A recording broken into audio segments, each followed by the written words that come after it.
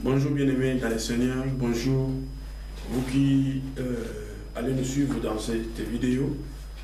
Nous voulons partager quelque chose avec vous par la grâce du Seigneur, parce que le Seigneur nous a mis à cœur de parler de quelque chose qui se trouve dans la Bible, que l'Esprit m'a mis à cœur. Donc c'est pourquoi avant même que je commence, je voudrais prier avec vous, que le Seigneur nous mette ensemble et que cette vidéo arrive aussi à amener beaucoup des âmes, pas à nous, mais au Seigneur. Seigneur Dieu, nous te bénissons pour ton amour, pour ta grâce, pour ta fidélité, pour toutes tes bontés, Seigneur Dieu, que tu nous accordes. Merci encore une fois pour cet temps merveilleux que tu as encore de nous donner, Père éternel, que nous voulons partager avec ton peuple. C'est peu les messages que tu nous as donnés. Nous voulons que tu nous gardes, Seigneur, du commencement de ces messages jusqu'à la fin. Que ton esprit nous conduise au nom de Jésus. Amen. Et la Bible nous dit ici, dans le livre de Jean chapitre...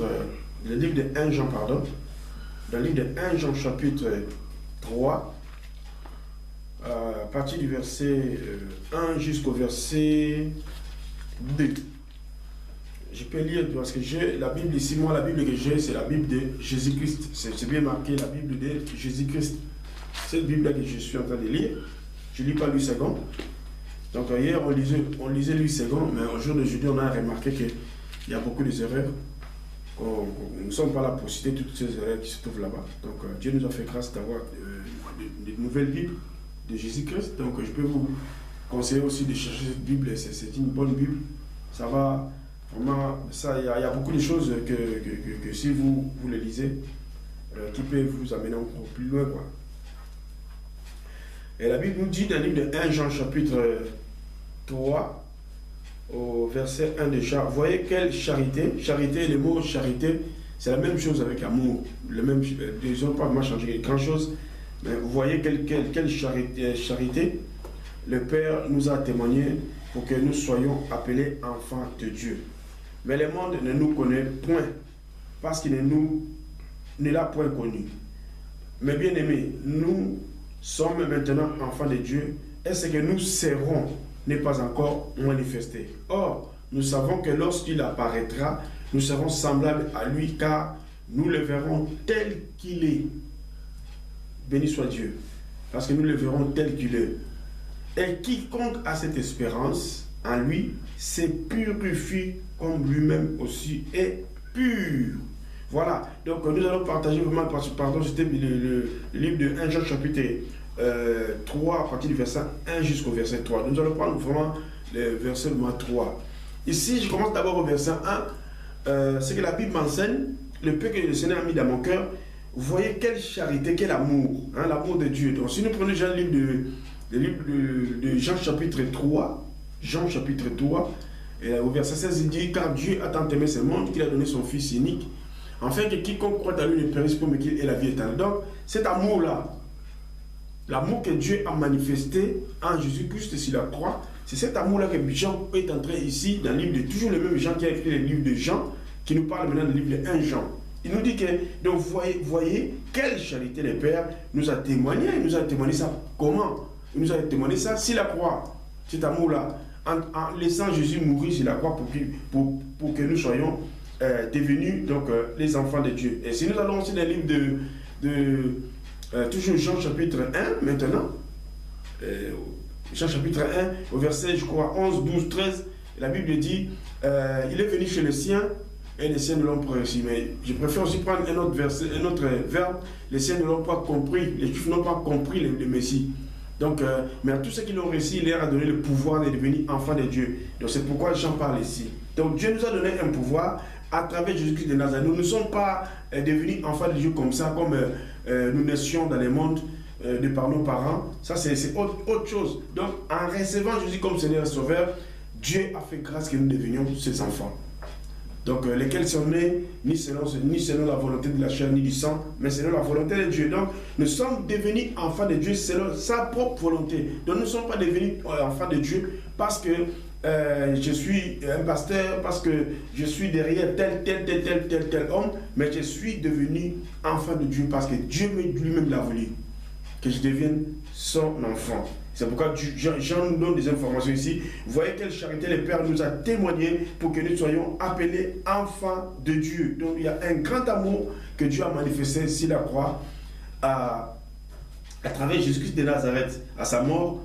Dieu a témoigné de son amour pour l'humanité. Dieu a pardonné, comme la Bible nous dit aussi dans le livre de Colossiens chapitre 1, au verset 13-14, il dit clairement que il a cité beaucoup de choses, mais au verset 13, il dit de qui donc nous avons la rédemption. Attends, je vais prendre ça rapidement. Livre de Colossiens. Je vais prendre rapidement Colossiens.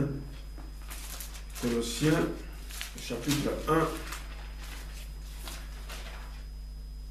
Oui, Colossiens chapitre 1, à partir du verset 13, il dit au verset 13, et lorsque vous étiez morts, ça c'est Dieu qui parle, c'est Paul qui parlait, et lorsque vous étiez morts de vos offenses et dans la circoncision de vos cœurs, il vous a, non ça c'est le chapitre 2, pardon, excusez-moi, nous sommes au chapitre 1, le verset 13-14, c'est ça que j'ai dit, nous sommes au verset 13-14, donc je recommence dans le livre de Colossiens chapitre 1 à partir du verset 12 alors rendant grâce au Père qui nous a rendus capables, vous voyez, donc les enfants de Dieu que la Bible nous parle, nous sommes devenus enfants de Dieu par l'amour de Dieu, et Dieu par cette affiliation, par cette naissance, nous sommes devenus capables, nous qui étions hier incapables.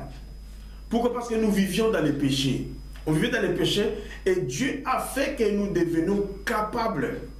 Capables de quoi d'abord? Donc,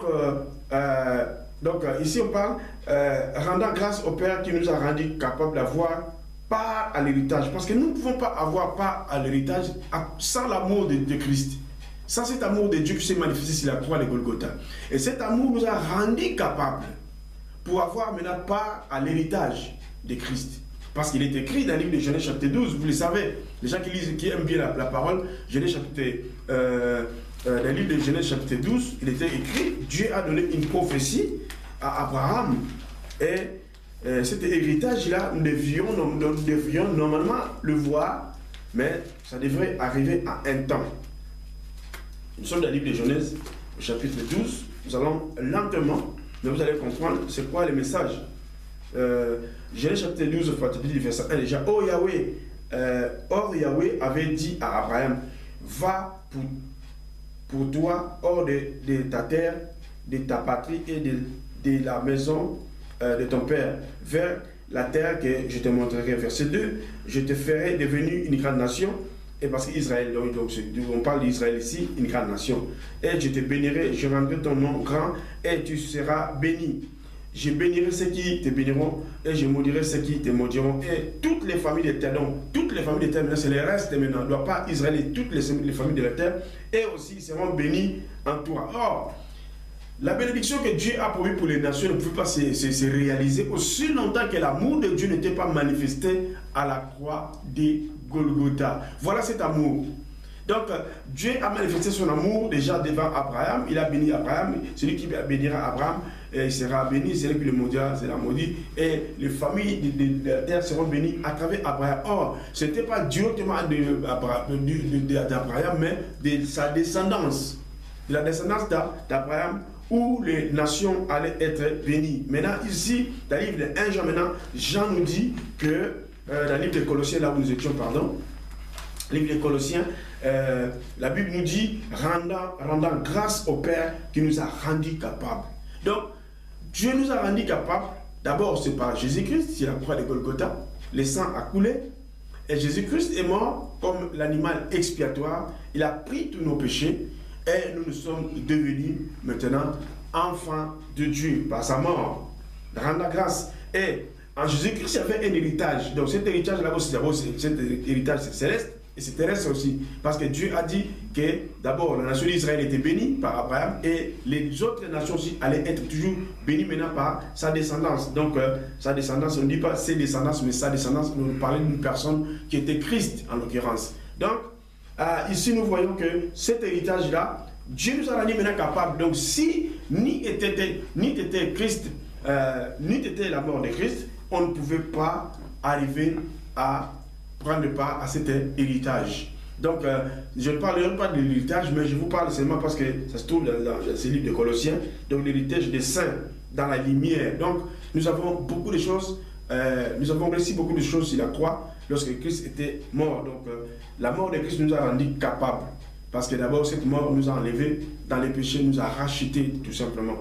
Vous voyez? Donc, verset 13 maintenant, qui nous a délivrés. Vous voyez? Donc, il nous a rendus capables comment? Parce qu'il nous a délivrés. Donc, la croix, c'est la délivrance. Vous voyez? Je ne prêche pas la croix, mais je parle un peu des émanations des choses qui sont passées sur la croix. Donc, la Bible nous dit que Christ nous a délivrés de la puissance de Satan. Vous voyez? Donc, la puissance de Satan qui s'est manifestée en nous à travers les péchés, en nous à travers l'homme,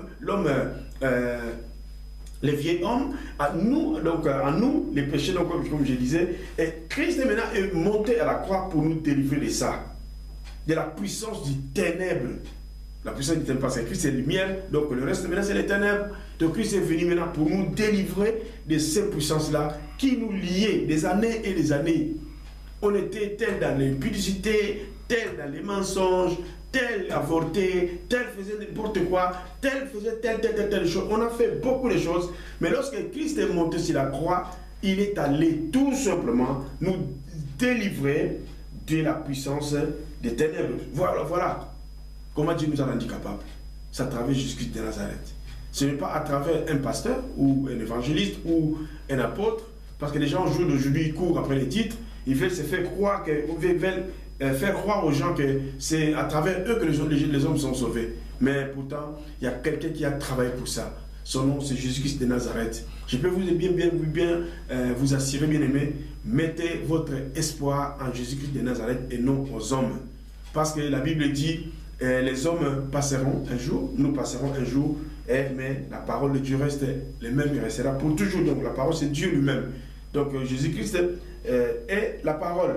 Et il nous a délivré de cette puissance. Comment? En acceptant, comme nous avons vu dans le livre de Jean, chapitre 1 déjà, il dit, à tous ceux qui l'ont reçu, nous l'avons reçu comment? On a accepté Christ. Le jour qu'on nous a prêché l'évangile, on a accepté et Dieu nous a fait devenir ses enfants. Vous voyez? Donc, il dit, il nous a délivré de cette puissance de l'ennemi, de Satan, du péché, donc de l'iniquité, de la rébellion, de toutes ces choses. Et il nous a fait quoi? Il nous a transportés maintenant. Il nous a transportés. Donc, Dieu maintenant lui-même, il nous a transportés dans le royaume de son Fils. Donc, c'est une bonne chose, bien aimé, de savoir que vraiment je suis enfant de Dieu. Je ne suis pas parce que je suis des hommes, je suis de tel, mais dès que je crois en Jésus, je suis devenu enfant de Dieu. Et qu'est-ce qui s'est-il passé? Dieu nous a transportés dans le royaume de son Fils, de son amour. Donc, dans d'autres textes, on dit que dans le royaume de son Fils bien-aimé, de notre bien-aimé. Donc, il nous a transportés. Ça, c'est une bonne chose. Donc, vous vivez sur la terre, mais du coup, le jour que vous avez reçu Jésus comme Seigneur et Sauveur et vous avez abandonné le péché, Christ, Dieu vous a amené dans le royaume déjà. Donc, nous vivons deux fois. Donc, notre esprit déjà, nous vivons, mais la Bible me dit que lui-même, Dieu nous a transportés dans le royaume de son Fils. Donc, nous sommes à la fois dans le royaume et nous sommes à la fois ici sur la terre. Donc, nous vivons deux fois. Il nous a transportés dans le royaume de son Fils, bien-aimé, en qui nous avons la rédemption. En qui nous avons la rédemption. La rédemption, c'est quoi? La rédemption, en grec, c'est apolytrosis. Apolytrosis veut dire tout simplement les rachats. Donc, les rachats par paiement d'une rançon. Donc, la rédemption que nous avons reçue, par son sang, c'était que Christ est monté sur la croix, il est mort, et nous a rachetés de cette puissance ennemie, de cette puissance du péché. Et c'est ça qu'on appelle rédemption. La rédemption veut dire tout simplement en grec, apolytrosis, qui veut dire en français, donc paiement par rançon. Donc apolytrosis, rédemption est égal rachat. Donc, il nous a rachetés à la croix, Jésus-Christ de Nazareth. Et c'est là où, le jour qu'on nous a prêché l'évangile, à cause de tout ce travail que Christ a fait sur la croix, nous avons reçu aussi la libération. Donc, la délivrance. C'est ça qu'on appelle délivrance. Nous avons eu sur la croix de Golgotha. Donc, si je reste un peu dans les livres de Colossiens, nous allons voir encore autre chose dans les livres de Colossiens. Donc,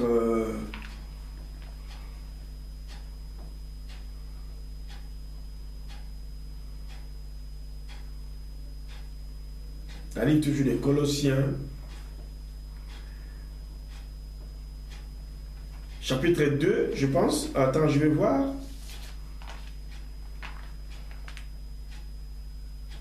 Je vais lire un peu le verset 11. En lui aussi, vous êtes circoncis d'une circoncision faite sans main, qui consiste à dépouiller les corps de péché de la chair, ce qui est la circoncision de Christ. Étant enseveli avec lui par les baptêmes, en lui aussi, vous êtes ressuscités ensemble. Oui, vous êtes ressuscités ensemble par la foi de l'efficacité de Dieu qui l'a ressuscité des morts. Et lorsque vous étiez morts dans vos péchés et dans l'incirconcision de votre chair, il vous a vivifié ensemble avec lui. C'est la même chose que la Bible nous dit aussi dans le livre de Romains, chapitre 5, je crois, verset 8. Il nous dit la même chose. De lorsque nous étions encore pécheurs, Christ est mort pour nous. De ça témoigne vraiment, c'est ce texte que nous lisons, que Christ est bien mort pour nos vies. Il nous a vraiment délivrés de tous ces péchés qui régnaient sur nous. Maintenant, dans le livre de Jean, là où nous étions, 1 Jean, pardon, là où nous étions, nous lisons verset 1, vous voyez quelle charité le Père nous a témoigné pour que nous soyons appelés enfants de Dieu. Nous sommes appelés enfants de Dieu comment? C'est à travers Christ.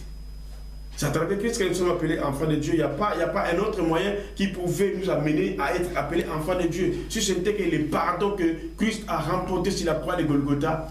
La Bible dit dans le livre de 2 Corinthiens chapitre 5 au verset 21 que Christ s'est fait péché pour nous. Il est devenu malédiction pour nous. Christ. Vous voyez? Donc c'est à travers Christ dont nous ne devons pas élever un autre nom. Il n'y a que le nom de Jésus-Christ de Nazareth. Donc c'est à travers lui que nous sommes devenus enfants de Dieu. Le jour où nous avons reçu la parole et on l'a accepté, et c'est ce jour-là que nous sommes devenus enfants de Dieu. Mais le monde ne nous connaît point. Ah, c'est terrible ça. Le monde ne nous connaît pas, nous connaît point. Pourquoi? Parce que nous ne faisons plus ce qu'on faisait hier. C'est pourquoi le monde ne peut plus nous reconnaître. Hier on était les voleurs, aujourd'hui on abandonne les vols. Le monde ne nous reconnaît plus. Parce que le monde reconnaît les gens qui font ce qui est à lui. Hier, on était des prostituées. Aujourd'hui, beaucoup de servants ont abandonné la prostitution. Hier, il y avait les gens étaient des sorciers. Aujourd'hui, ils ont accepté à abandonner la sorcellerie. Voilà une bonne chose. Voilà pourquoi le monde ne peut plus nous reconnaître. Alléluia. Je bénis Dieu. Donc, il y a beaucoup de choses. Aujourd'hui, il y a des gens qui prenaient les maris d'autrui, mais les jours qu'ils ont entendu la vraie parole de Dieu, ils ont abandonné ce chemin. Voilà pourquoi le monde ne peut plus te reconnaître. Vous voyez? Pourquoi? Parce que tu faisais hier ce qui était mal. Hier, tu étais rebelle devant Dieu. Hier, nous étions des rebelles devant Dieu. On a fait telle bêtise, mais le jour qu'on a accepté Jésus comme Seigneur et Sauveur, c'est ce jour-là que le monde ne nous reconnaissait plus. Même les gens de nos familles ne nous reconnaissaient plus. Vous voyez? Même les amis avec qui nous vivions dans l'époque, ils ne nous reconnaissent plus. Le monde ne nous reconnaissait plus. Il ne nous reconnaît plus. Vous voyez? Parce qu'il dit, parce qu'il ne l'a point connu, parce qu'ils n'ont pas connu notre maître. Ils n'ont pas connu notre maître, c'est pourquoi il ne nous reconnaît point. Et la Bible dit, il continue au verset 2, mais bien aimés, nous sommes maintenant enfants de Dieu. Oui, par Jésus-Christ, nous sommes enfants de Dieu. Nous avons été rachetés, donc la rédemption, nous avons été rachetés. Il nous a délivrés du péché, du ténèbre, il nous a rachetés du ténèbre, et donc le Père nous a amenés dans le royaume de Jésus-Christ, le royaume de son Fils bien-aimé. Bien-aimé, nous sommes maintenant enfants de Dieu, et ce que nous serons n'est pas encore manifesté. Ça, on parle déjà du ciel. Amen. On parle déjà du ciel, que ce que nous serons n'est pas encore manifesté. Parce que nous sommes encore sur la terre. Nous en dirons beaucoup de difficultés, nous en dirons beaucoup de choses, nous vivons beaucoup de maladies, nous vivons beaucoup de choses qu'on ne verra plus au ciel. Lorsque nous serons là-bas, le jour de l'enlèvement, on ne verra plus ces choses-là. C'est pourquoi il dit ici, ce que nous serons n'a pas encore été manifesté. N'est pas encore été manifesté. Donc ces choses-là sont à venir. Les gens qui sont déjà morts dans le Seigneur, qui se reposent au jour d'aujourd'hui, manifester. Or, nous savons que lorsqu'il apparaîtra, donc il viendra, lorsqu'il apparaîtra, nous serons semblables à lui.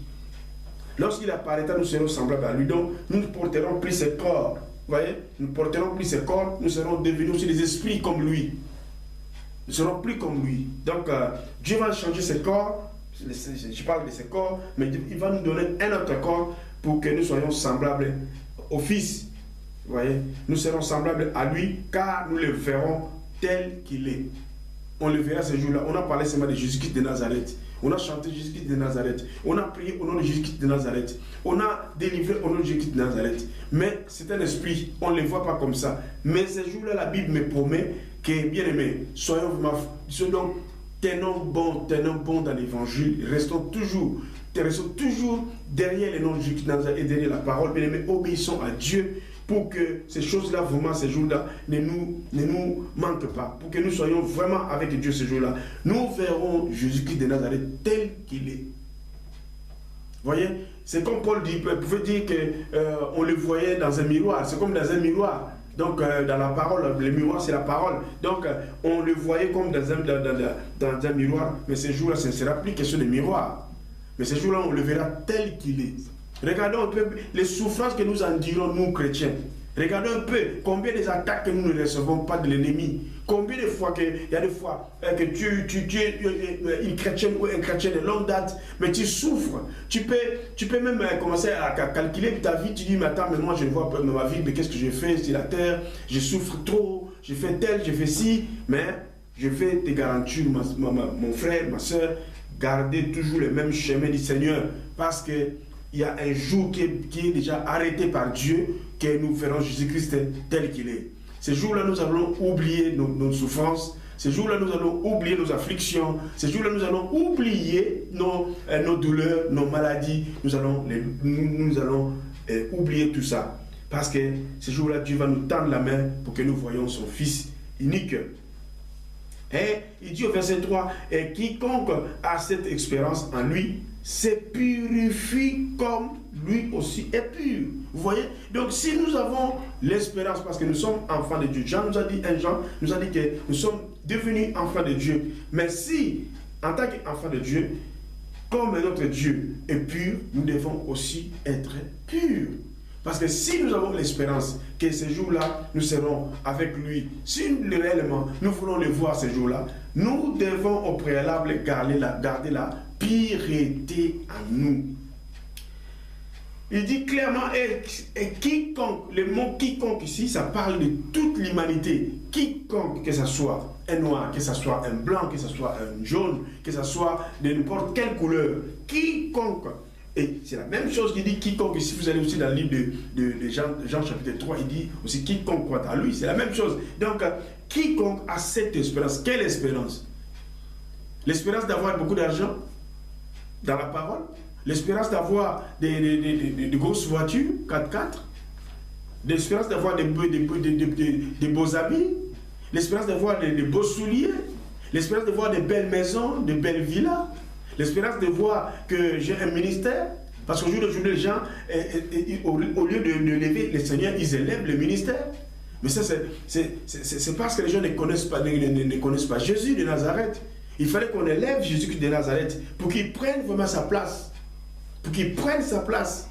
Vous voyez, Jésus doit prendre sa place parce que c'est lui qui a souffert sur la croix pour nous. Et il dit que toute personne qui a l'espérance, de quelle espérance parle-t-on ici? De l'argent? Non. Parce qu'au jour d'aujourd'hui, c'est les titromanies qui règnent. Tel est comme ça, tel est prophète, tel est comme ça, tel est archi, tel est comme ça. Il y a ce genre de choses, ce sont des niaiseries qui sont en train de régner dans la chrétienté d'aujourd'hui. Mais la Bible dit, quiconque a cette espérance, quelle espérance? C'est d'être enlevé. L'espérance de le voir ce jour-là. l'espérance d'être avec lui, de manger avec lui, de souper avec lui, comme la Bible nous dit dans l'Apocalypse chapitre 3. Hein? Regarde, je me tiens devant ta porte, verset 20. Je me tiens devant la porte, je frappe. Et les gens qui ouvrent, les gens qui abandonnent les péchés, parce que quand tu ouvres ta porte, les péchés doivent fuir. Les péchés vont fuir d'eux-mêmes. Parce que Jésus-Christ fait son entrée. Vous voyez? Et la Bible nous dira que porte élevée volonto. Hein? Porte élevée volonto. Nous sommes des portes. Jésus-Christ fait rentrer en nous pour que nous soyons purifiés. Parce que l'homme ne peut pas se purifier lui-même. Nous pouvons suivre des grands pasteurs qui vomissent le feu, même les gens qui ont beaucoup d'onction. Il n'amènera personne à la purification si longtemps que Christ n'a pas permis cela. Ou bien l'Esprit n'a pas fait quelque chose. Il n'y a que l'Esprit de Dieu, par la parole de Dieu, qui peut purifier une personne. Donc l'homme ne peut pas se purifier. En réalité, c'est l'Esprit qui fait cette œuvre. Donc, en grec, le mot se purifier veut dire, en grec, c'est katharizo. En grec, c'est katharizo. Katharizo, on écrit ça K-A-T-H-A-R-I-Z-O. Donc, katharizo. Le katharizo veut dire le fait de se rendre propre, le fait de nettoyer, enlever physiquement des tâches. Donc, c'est cet effet-là. Et enlever des saletés. Ou encore, katharizo veut dire libérer de la souillure du péché. Donc, Christ nous a libérés de la souillure du péché, carrément. Vous voyez? Donc, se purifier, c'est être libéré de la souillure du péché. Vous voyez? Donc, et des fautes. Donc, se purifier de la méchanceté, être libéré de la culpabilité du péché ou de la condamnation de ce monde. La condamnation du péché, tout cela, c'est ça qu'on appelle katharizo. Donc, le mot c'est purifier, c'est katharizo. Donc, c'est libérer carrément de tout ce qui est monde. Donc, toute personne qui a cet espoir, qui veut voir que nous le verrons tel qu'il est, il doit se séparer carrément. Il doit se purifier comme lui-même, il est pur. Jésus-Christ n'est pas sale. Jésus-Christ est propre. Jésus-Christ est lumière. En lui, il n'y a pas de tâches. Il n'y a même pas de choses que nous voyons dans ce monde. Lui, il ne cautionne pas les choses que nous cautionnons. Vous voyez? C'est pourquoi la Bible, Paul dira que donc marchez selon l'esprit pour que vous n'accomplissiez pas la volonté de la chair. Parce que la chair a ses sentiments. Vous voyez? Mais katharizo nous dit carrément, nous devons être libérés de ces culpabilités. Parce que quelqu'un qui marche dans le péché, il se sent lui-même coupable. Vous le savez, bien aimés. Vous avez vos vies, vous le savez. Donc tout et chacun de nous a vraiment un travail à faire avec le Seigneur, un parcours à faire avec le Seigneur pour que toutes les personnes qui ont l'espérance en Christ, qui veulent voir Dieu, qui veulent lui rencontrer carrément, qui veulent être avec lui, et vraiment ils doivent se purifier. Mais la purification se fera comment? Les gens peuvent se poser la question, mais lui dit mais que nous devons nous purifier, on va se purifier comment? Donc, nous allons prendre le livre de Lévitique, chapitre 11. Nous allons voir ce que le Seigneur a dit aux enfants d'Israël par rapport à la purification. Nous commençons à partir du verset 41. Tout reptile donc qui rampe sur la terre vous sera en abomination et on n'en mangera point. Vous ne mangerez point de tout ce qui rampe sur la poitrine, ni de tout ce qui marche sur les 4 pieds, ni de tout ce qui a plusieurs pieds entre tous les reptiles qui se traînent sur la terre, car ils seront en abomination. Ne rendez point vos personnes abominables par tous ces reptiles qui grouillent. Ne vous rendez point impurs par eux, ne vous suyez point par eux, car je suis Yahweh, votre Dieu. Je vous sanctifierai donc et vous serez saints, car je suis saint. Vous voyez? Donc, ainsi, vous ne rendrez point vos personnes impures par aucun reptile qui se traîne sur la terre, car je suis Yahweh, qui vous ai fait monter du pays d'Égypte, afin que je sois votre Dieu et que vous soyez saints. Car je suis saint. Vous le voyez vous-même. Donc Dieu est saint. Donc quand on dit que c'est lui qui a cet espoir, donc cette espérance en Dieu, d'être enlevé, d'être avec Dieu ce jour-là, c'est les gens qui se disent chrétiens, qui se disent chrétiennes, donc qui ont cette vraiment espérance de vivre le Christ ces jours-là, ils doivent vraiment faire attention. Ils doivent se purifier. Nous devons nous purifier parce que la Bible nous enseigne ici par rapport aux animaux que Dieu avait interdit aux Israélites de manger pour que les personnes ne soient pas souillées. Et vous allez voir, si vous avez bonne mémoire, Pierre a rencontré ces mêmes choses. Parce que lorsque le jour que Dieu a rencontré Pierre, il lui a montré une natte. Et sur ces nattes, il y avait des animaux qui étaient interdits aux Israélites de manger. Et Dieu a proposé à Pierre de les manger. Et Pierre ne savait pas que c'était tout simplement une révélation. Donc, tous ces animaux préfiguraient seulement le mal. Ça préfigurait le mal et ça pouvait aussi préfigurer aussi les nations. Le temps des nations était arrivé, donc pour que Dieu aussi les visite. Et ici, là, c'était les animaux que Dieu avait interdits pour que les hommes ne soient pas devenus sales devant Dieu, pour que les hommes ne marchent pas dans les péchés. Ils devraient éviter tous ces animaux. Mais en réalité, vous allez voir que Christ, lorsqu'il est venu, il a dit autre chose. Parce que c'était seulement l'ombre des choses à venir. Et lorsque Christ est venu, dans le livre de Marc, si nous allons d'abord dans le livre de Marc, et on va finir au livre de Matthieu, Marc chapitre 7, à partir du verset 14, je lis au nom de Jésus. Puis ayant appelé la foule, il leur dit, écoutez-moi, vous tous, et entendez, il n'est hors de l'homme rien qui entrant en lui puisse l'essuyer. Donc, maintenant c'est Christ maintenant qui dit que tout ce qui peut rentrer dans la bouche d'une personne, comme une nourriture, ça ne peut pas lui essuyer. Oh, c'est une nouvelle chose. Et pourtant, dans le livre de Lévitique, Dieu dit clairement que non, attends, mais vous ne devez pas toucher tel animal, vous ne devez pas toucher tel animal qui se rampe sur le ventre pour que vous ne rendez pas vos personnes impures, soit souillées. Mais ici, Christ dit que ces animaux-là, au jour d'aujourd'hui, on peut les manger.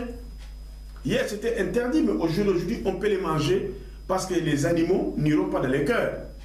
Les animaux iront dans les ventres. Soit la chair des animaux iront dans les ventres. Donc, Christ maintenant nous éclaire les choses qui étaient un peu cachées dans l'époque.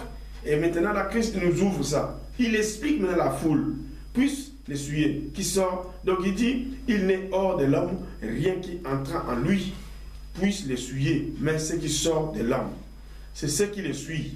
Si quelqu'un a des oreilles pour entendre, qu'il entende. Puis, quand il fit entrer dans la maison, loin de la foule, ses disciples l'interrogèrent sur cette parabole. Parce que c'était une parabole. C'était une parabole qui était non expliquée pour la foule, mais les disciples sont maintenant venus, mais attends, qu'est-ce que tu veux nous apprendre? Vous voyez? Qu'est-ce que tu veux nous apprendre? Et il leur dit, vous aussi, êtes-vous sans intelligence? Ne comprenez-vous pas que rien de ce qui du dehors entre dans l'homme ne peut l'essuyer? Parce qu'il n'entre pas dans son cœur. C'est ça que je vous ai dit. Mais dans son ventre, puis s'en va ensuite dans les lieux secrets qui purifient les corps de tous les aliments. Mais il leur disait, ce qui sort de l'homme, c'est ce qui le suit, c'est ce qui suit l'homme.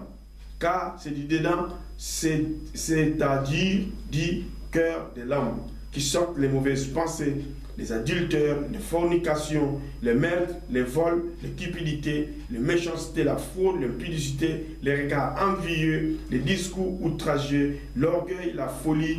Tous ces mots sortent du dedans et suivent l'homme. Voilà. Donc, si nous voulons nous purifier, toutes ces choses qu'on vient de lire ici, dans le livre de Marc chapitre 7, à partir du verset 20, donc à partir du verset déjà 20, 21, donc, toutes ces choses-là doivent quitter nos cœurs. Pour que cette espérance-là soit devenue vraiment une vraie espérance. Aussi longtemps que nous allons marcher dans les péchés, cette espérance ne sera pas une vraie. Donc, une vraie espérance doit amener la personne, une chrétienne ou un chrétien, à raisonner, à se repentir, à abandonner complètement son ancienne vie, pour qu'il vive, pour qu'il attende que Christ, lorsque Christ viendra, il pourra être pris ou enlevé par le Seigneur. Sinon, il ne va pas voir la face du Seigneur.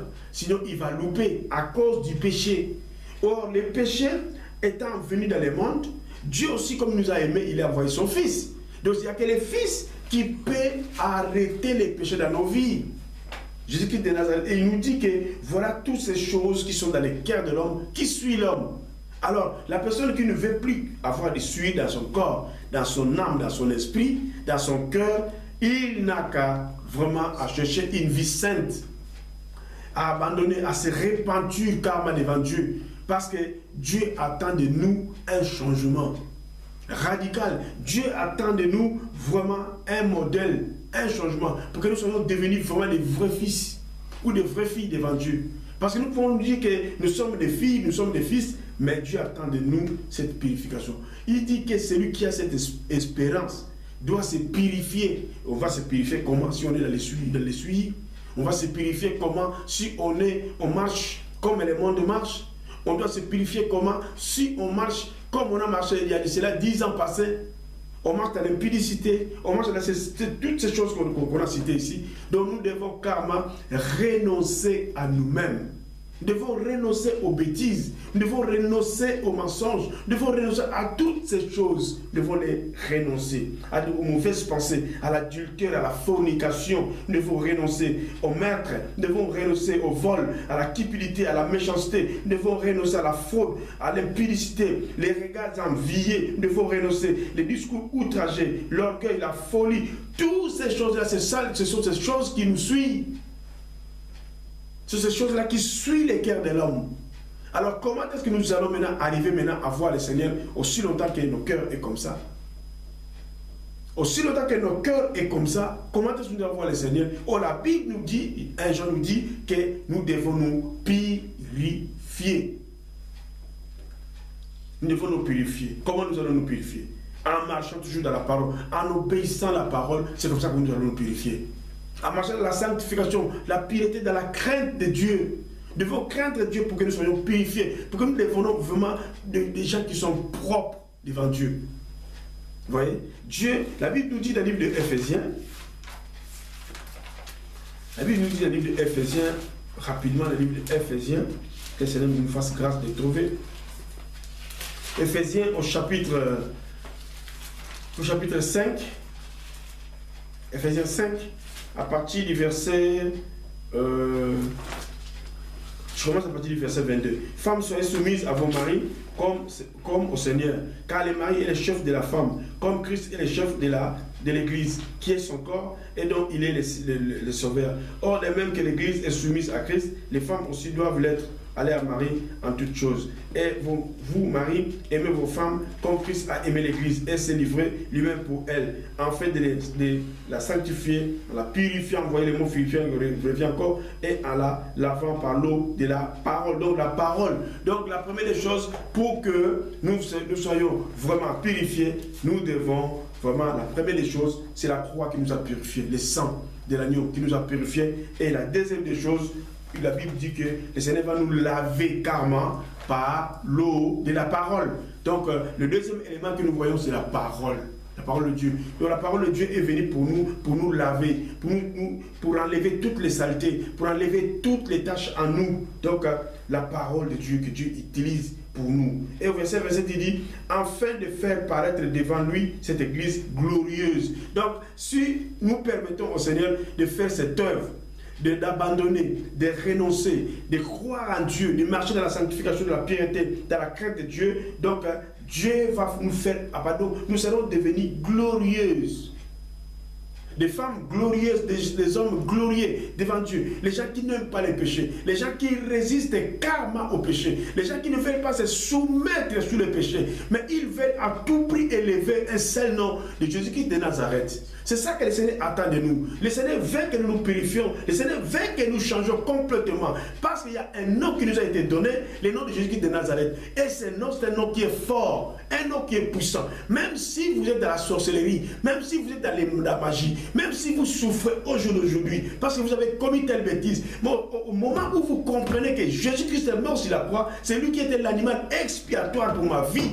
Bien aimé, je peux te garantir, ta vie sera changée. Même si les matins tu étais devenu malade à cause de tes péchés, Dieu va te pardonner et les maladies seront brisées au nom de Jésus de Nazareth.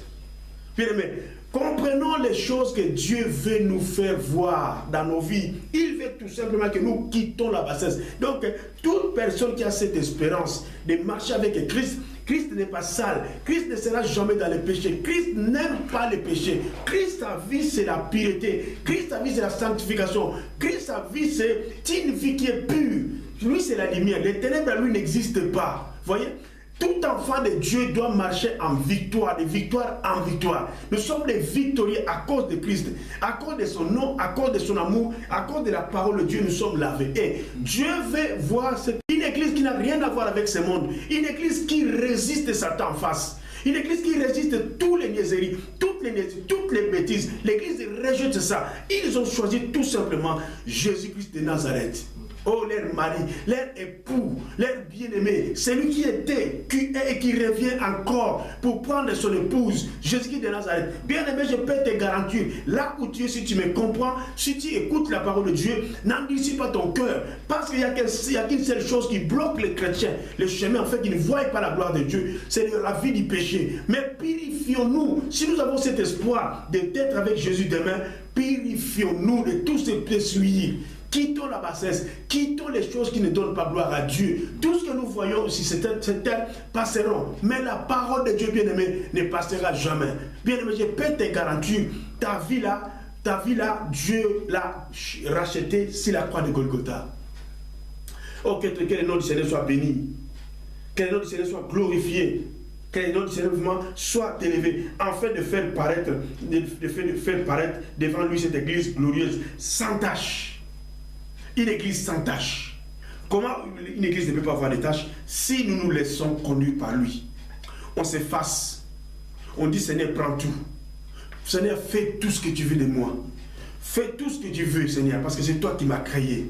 Nous nous agenouillons devant Dieu et nous lui disons que Père, c'est à cause de toi que nous vivons. C'est à cause de toi, Père, que nous sommes sur la terre. C'est toi qui nous as créés. Et là, Dieu sera content et il va arriver à nous changer complètement. Nous serons lavés, purifiés. Nous serons justifiés devant lui. Et le Père sera content avec nous parce que son esprit va nous conduire vers les eaux paisibles. Oh, Randa Koria Santa Baba. Que son esprit va nous conduire. Son esprit va nous laver. Son esprit va nous donner la force de se tenir debout contre les péchés, de marcher contre les péchés, d'aller contre les vents. Alléluia, que le Seigneur soit béni. Afin de faire paraître devant lui cette église glorieuse, sans tache, ni rien de semblable, mais sainte et irréprochable. Cette église sainte. Une église sainte, une église sans mélange, une église qui ne cherche pas des titres, une église qui ne cherche pas de belles maisons, de beaux habits, tout ça là. Ils savent, cette église-là savent, c'est que toutes ces choses-là sont des choses de la terre. Ces choses-là vont passer. Mais ce que nous cherchons, c'est ce qui est mieux en haut. En haut, là où il y a Jésus-Christ de Nazareth. Parce que les esprits sont déjà là. Le Seigneur les a déjà amenés là-bas, dans le royaume de son Fils. Et le Fils bien-aimé. Bien-aimé, je peux vous garantir. Bien-aimé, attachons-nous à Dieu. Attachons-nous à la parole. Il n'y a qu'une seule personne qui peut nous sauver. Il n'y a que Jésus-Christ de Nazareth. Il n'y en a pas un ministère sur la terre qui peut nous sauver. Il n'y en a pas, il n'en aura pas. Il n'y a que lui qui est venu sur la terre pour nous amener la parole. Le Dieu tout-puissant, le Dieu vivant, le Dieu qui était et qui revient encore, qu'on appelle Jéhovah Rapha, Jéhovah Jireh. C'est lui qui viendra nous racheter sur la croix de Golgotha. Bien-aimés, soyons vraiment lavés, soyons justifiés devant lui, purifions-nous, fouillons les choses de ce monde, fouillons les péchés. Les sœurs, vous les sœurs, les jeunes filles, fouillez les péchés. Vous avez cette force au nom de Jésus de Nazareth. Vous avez la force parce que l'Esprit de Dieu est ensemble avec nous. Nous avons la force de fuir. Même si les ciels des eaux arrivent, ils n'arriveront pas à faire tomber un enfant de Dieu. Ils n'arriveront pas à faire tomber une fille de Dieu. Parce que cette fille a compris que mon Père, c'est un grand roi. C'est un grand roi qui habite le ciel, mais qui a son contrôle sur la terre. Il contrôle toutes choses. Et toutes choses lui est soumise. Le Jésus-Christ de Nazareth. Bien-aimé, vraiment fouillons le mal. Fouillons le mal. Que toute personne qui a cette espérance qu'il va aller au ciel, qui sera enlevé, bien-aimé, fouillez les péchés. Sinon, vous allez rester. Sinon, vous allez rester. Sinon, nous allons rester. Le Seigneur veut que nous soyons, nous tous, ensemble. Et que nous le voyons au séjour-là, tel qu'il est. On a entendu seulement parler de Jésus-Christ de Nazareth. On nous a parlé de Jésus-Christ de beaucoup de formes. Ça, c'est la parole. Ça, c'est le miroir. Mais la réalité, ce jour-là, on le verra tel qu'il est. Beau, un homme galant, un homme géant, un homme qui a toutes les forces. La Bible dit dans le livre de Matthieu 28, il dit, toute puissance m'a été donnée dans les cieux et sur la terre. Bien aimé, il n'y a aucune personne qui est plus grande que Jésus-Christ de Nazareth. Il n'y a aucune personne qui peut nous délivrer comme Jésus-Christ de Nazareth. Il n'y a aucune personne qui a toutes les puissances comme Jésus-Christ de Nazareth. C'est lui, l'empreinte de Dieu, toute puissance sur la terre. Dans les cieux, sur la terre, partout c'est lui, le nom de Jésus de Nazareth. Oh, nous bénissons Dieu, Seigneur. Nous te bénissons, Seigneur, parce que tu es bon, Seigneur. Oh, bien-aimé, croyez-moi que ce jour-là sera une journée de fête. Nos larmes seront ce jour-là vraiment nettoyées. Le Seigneur va nous nettoyer les larmes. Il n'y aura plus de péché. Ce jour-là, nous allons voir l'homme le plus beau. L'homme le plus beau, celui qui brille. Paul dit, lorsqu'il a, Jésus-Christ apparaît sur le chemin de Damas, Paul dit que je n'ai jamais vu cette lumière, une lumière accessible comme le soleil, plus que même le soleil. Jésus-Christ de Nazareth. Donc s'il te brille, bien-aimé, tu vas tomber amoureux ou amoureuse de lui, parce qu'il est Dieu. Oh bien-aimé, que le nom du Seigneur soit béni, que le Seigneur nous garde, que le Seigneur nous purifie encore, que le Seigneur nous fait passer encore vraiment dans beaucoup d'épreuves, afin que nous soyons vraiment bien purifiés comme l'or. Pour que ce jour-là, vraiment, que nous soyons irréprochables.